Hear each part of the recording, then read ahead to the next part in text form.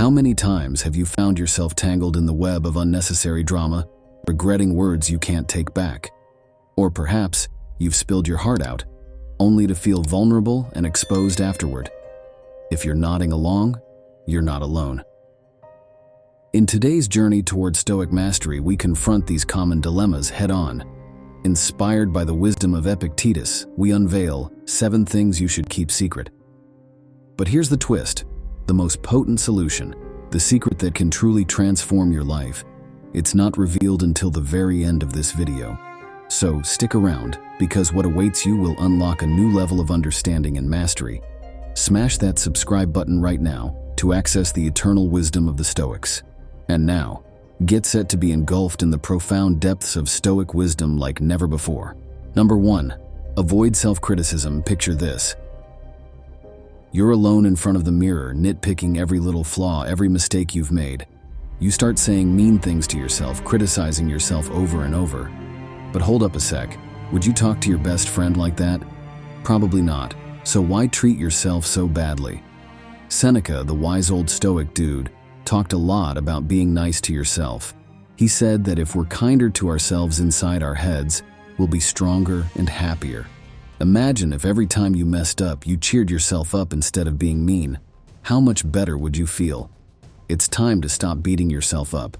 Instead, try being as nice to yourself as you would to your best friend. Remember, you're worthy of love and kindness, even when you mess up. Now let's dive deeper into this. Picture yourself at school taking a test. You answer a question wrong and immediately start thinking, I'm so stupid. I always mess up.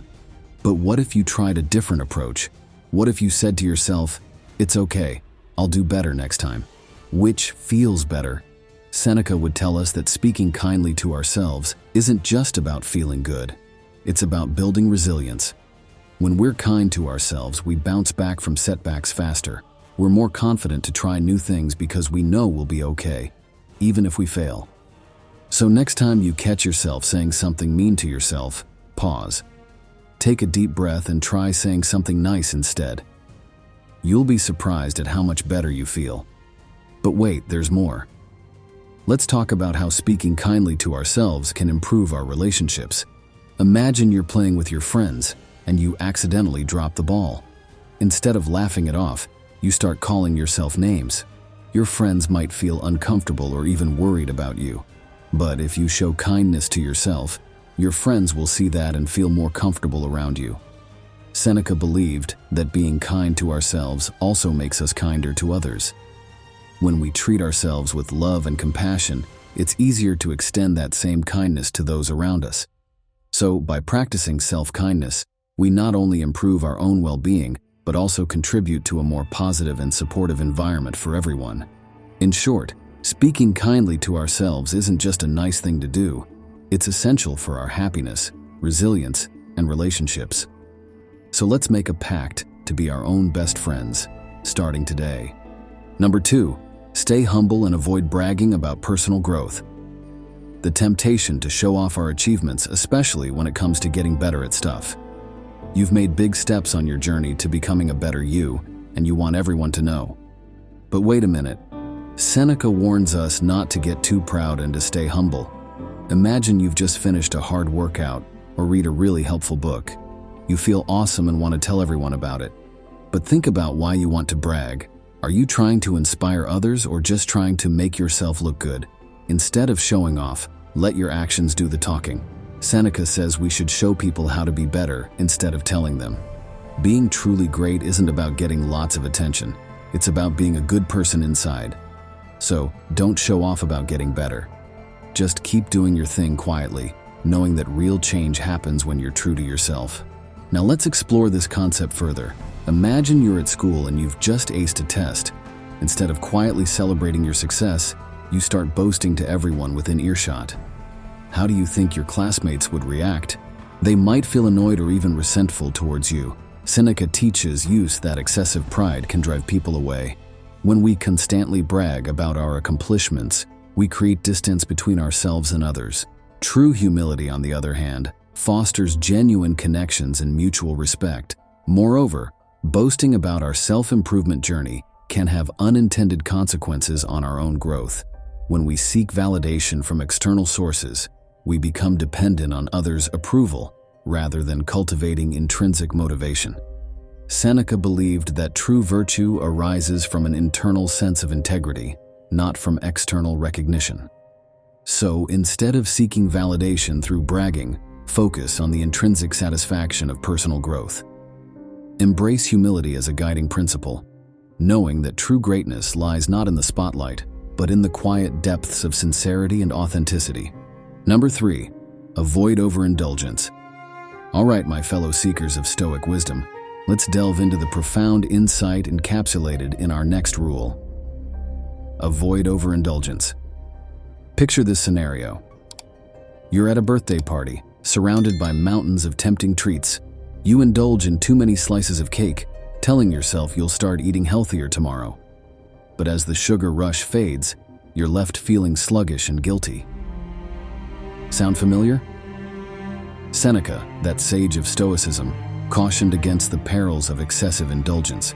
He believed that practicing moderation in all things was essential for cultivating inner harmony and self-discipline. But in a world of abundance and instant gratification, how do we resist the allure of overindulgence? Let's break it down. Imagine you're at a buffet, faced with an array of delectable dishes. Your initial instinct might be to pile your plate high with a bit of everything, eager to sample each tantalizing option. But pause for a moment and consider the consequences of such gluttonous behavior. Overindulging may provide temporary pleasure, but it often leads to discomfort, regret, and even long-term health issues. Seneca would remind us that true satisfaction comes not from excess, but from moderation. By exercising restraint and choosing quality over quantity, we can savor life's pleasures without succumbing to their detrimental effects. It's about finding balance in our consumption habits, whether it be food, entertainment, or material possessions. Moreover, practicing moderation fosters a deeper appreciation for life's simple joys. When we refrain from constantly seeking more, we learn to find contentment in the present moment. Instead of constantly chasing after the next indulgence, we can bask in the richness of our experiences and cultivate gratitude for what we already have. But let's bring it back to reality. Picture yourself at a friend's house faced with a table laden with tempting snacks. You're tempted to eat to your heart's content, rationalizing that you'll start eating healthier tomorrow. But deep down, you know that excessive indulgence only leads to regret and self-loathing. Seneca's teachings offer us a powerful antidote to this cycle of overindulgence.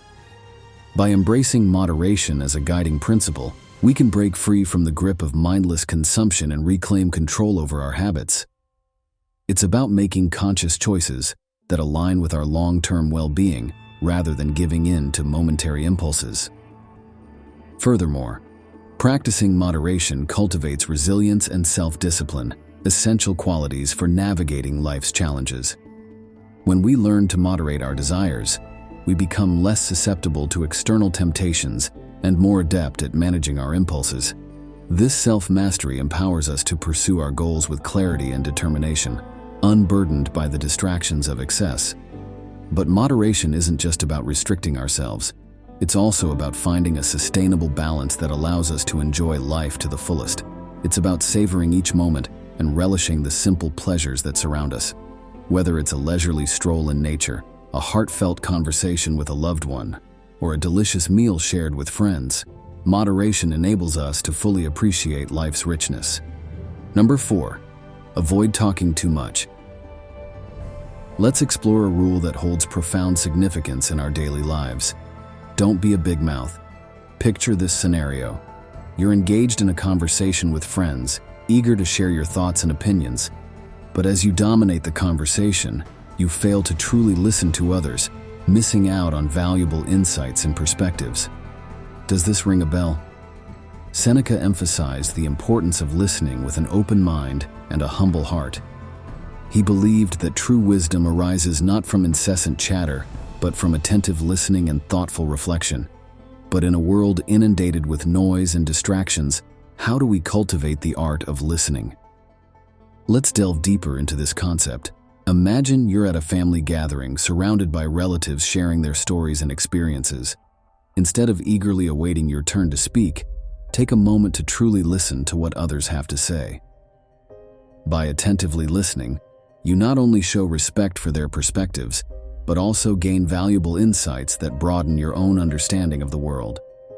Seneca would remind us that listening is a skill that requires patience, humility, and empathy. When we approach conversations with a genuine desire to understand others, we foster deeper connections and mutual respect. It's about creating space for diverse voices to be heard and honoring the wisdom that emerges from collective dialogue. But let's bring it back to reality.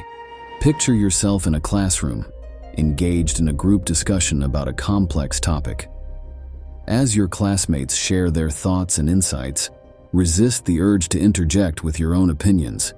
Instead, practice active listening by attentively considering their perspectives and asking thoughtful questions. In doing so, you not only contribute to a more enriching dialogue, but also cultivate humility and intellectual curiosity. Seneca's teachings offer us a powerful reminder of the transformative power of listening. By prioritizing attentive listening over idle chatter, we create opportunities for meaningful connection and personal growth. It's about fostering a culture of mutual respect and open-mindedness, where every voice is valued and heard. Moreover, listening cultivates empathy and understanding, essential qualities for building harmonious relationships and navigating conflicts. When we take the time to truly listen to others, we gain insights into their perspectives and experiences, fostering empathy and compassion in our interactions. But perhaps most importantly, listening allows us to learn and grow from the wisdom of others. Whether it's a mentor sharing their insights or a friend offering words of advice, attentive listening enables us to glean valuable lessons that enrich our own journey. Number 5, avoid focusing too much on what lies ahead. You're probably used to thinking about the future a lot, right? But what if I told you that being happy means enjoying what's happening right now? Seneca, a wise old Stoic dude, said that being mindful of the present moment is the secret to true happiness. He believed that the key to feeling content isn't just in what might happen tomorrow, but in appreciating the good stuff happening around you right now. So, let's dive into why this rule is so important. Imagine you're sitting outside on a sunny day, feeling the warmth of the sun on your skin and listening to the birds chirping. Instead of worrying about what's going to happen later, why not enjoy this moment? Seneca would say that true happiness comes from being fully present in moments like this, soaking up the good vibes and feeling grateful for what you have. But why is this rule such a big deal? Well, because the present moment is where life really happens. When you focus too much on the future, you miss out on all the awesome stuff happening right in front of you. By learning to appreciate the present, you can let go of worries about tomorrow and find peace in the here and now. Now let's bring this down to earth. Imagine you're at home, surrounded by the hustle and bustle of everyday life. Instead of stressing about what's coming up next, take a moment to just be. Whether it's cuddling up with a good book or enjoying a meal with your family, savoring these little moments can bring a lot of happiness. Seneca's teachings remind us that happiness isn't something we have to chase after. It's right here waiting for us to notice it. By paying attention to the present moment, we can find joy in the simple things and feel grateful for what we have. So, let's make a pact to be more mindful of the present moment. Whether it's taking a walk outside or spending time with loved ones, let's focus on enjoying the here and now. After all, that's where the real magic happens. Number 6, avoid ingratitude. Have you ever found yourself caught in the trap of focusing on what you lack, rather than appreciating what you have? It's a common struggle, but Seneca teaches us that cultivating gratitude is the key to unlocking a profound sense of joy and contentment. So let's explore why gratitude is so essential to our well-being. Imagine this. You wake up in the morning, surrounded by the comforts of your home and the warmth of your loved ones. Instead of feeling grateful for these blessings, you find yourself longing for more: a bigger house, a fancier car, or a higher-paying job. But Seneca, would remind us that true happiness isn't found in material possessions or external achievements. It's found in the simple act of appreciating the abundance that surrounds us. But why is gratitude so important? Well, for starters, it shifts our focus from what we lack to what we have. When we take the time to acknowledge the blessings in our lives, whether it's good health, loving relationships, or a beautiful sunset, we cultivate a deep sense of appreciation for the richness of our existence. And as Seneca would say, true wealth lies not in the accumulation of possessions, but in the recognition of life's inherent blessings. Moreover, gratitude has the power to transform our perspective on life. When we approach each day with a grateful heart, we become more attuned to the beauty and wonder that surrounds us. Even in the face of challenges and adversity, gratitude allows us to find silver linings and moments of grace amidst the chaos. Now, let's bring this concept down to earth. Imagine you're going through a tough time, a breakup, a loss, or a setback at work. Instead of dwelling on what went wrong, try shifting your focus to what's still good in your life. Maybe it's the support of friends and family, the beauty of nature, or the opportunity for personal growth. By cultivating gratitude in moments of difficulty, we can find strength and resilience to weather life's storms. Seneca's teachings remind us that gratitude is not just a fleeting emotion, it's a way of life. By practicing gratitude daily, whether through journaling, meditation, or simply pausing to appreciate the beauty around us, we can cultivate a deep sense of joy and fulfillment that transcends circumstances. So let's make a commitment to embrace gratitude as a guiding principle in our lives. Let's strive to see the world through eyes of appreciation, recognizing the abundance that surrounds us, and finding joy in the simple moments of everyday life. After all, as Seneca would say, he who is not content with what he has would not be content with what he would like to have. Number 7. Stay away from complaining to improve your happiness. Have you ever noticed how easy it is to get caught up in a cycle of negativity, constantly griping about life's challenges and setbacks? But Seneca teaches us that by refraining from complaints, we can unlock a profound sense of peace and contentment. So let's delve into why avoiding complaints is so essential to our well-being. Imagine this. You're stuck in traffic on your way to work, grumbling about the delay and cursing your luck. But as you sit there stewing in frustration, you fail to notice the beauty of the sunrise or the soothing melody of your favorite song playing on the radio. Seneca would remind us that complaints only serve to magnify our suffering, blinding us to the abundance of blessings that surround us. But why is avoiding complaints so important? Well, for starters, it shifts our focus from problems to solutions. When we engage in complaining, we reinforce a victim mentality that keeps us stuck in a cycle of negativity. By choosing to approach challenges with a positive mindset, we empower ourselves to find creative solutions and navigate life's obstacles with grace and resilience. Moreover, avoiding complaints fosters a sense of inner peace and serenity. When we resist the urge to vent our frustrations, we create space for gratitude and contentment to flourish. Even in the face of adversity, we can find moments of joy and beauty by embracing a mindset of positivity and acceptance. Now, let's bring this concept down to earth. Imagine you're faced with a difficult situation at work, a tight deadline, a demanding boss, or a challenging project. Instead of succumbing to complaints and negativity, try reframing the situation in a more positive light.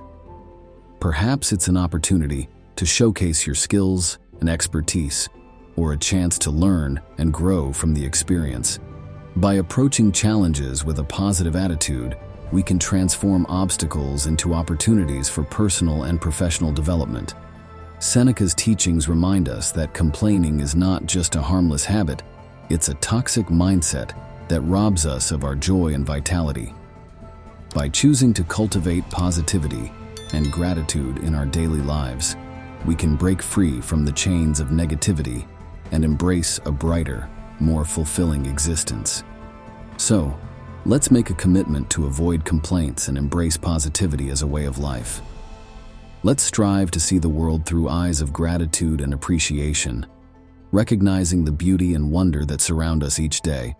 After all, as Seneca would say, we are more often frightened than hurt, and we suffer more from imagination than from reality.